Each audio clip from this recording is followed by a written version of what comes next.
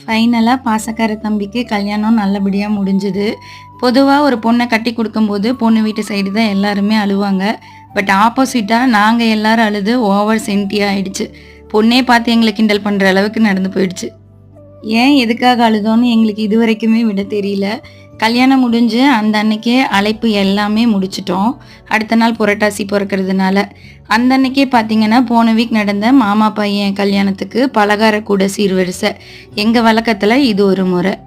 So ஃபேமிலியாக எல்லாருமே அங்கே கிளம்பி போயிட்டோம். ஊர் பார்த்திங்கன்னா எடப்பாடி பக்கத்தில் எளம்பிள்ளைங்கிற ஒரு கிராமம். ரொம்ப ப்ளசண்ட்டாக இருந்தது. எங்கள் வழக்கத்தில் பலகார கூடங்கிறது பொண்ணு வீட்டில் இருந்து எல்லா பலகாரமும் செஞ்சு பொண்ணை கூட்டிகிட்டு வந்து எங்கள் வீட்டில் விட்டுட்டு போவாங்க. ரிச்சுவல்ஸ்லாம் முடிச்சுட்டு வீட்டுக்கு வர்றதுக்கே ஈவினிங் ஆயிடுச்சு. நாங்கள் பூந்தியில் பழம் போட்டு பிசைஞ்சு சாப்பிட்றது வழக்கம். நீங்கள் யாராவது இப்படி சாப்பிட்ருக்கீங்கன்னா மறக்காமல் கமெண்ட்ஸில் சொல்லுங்கள்.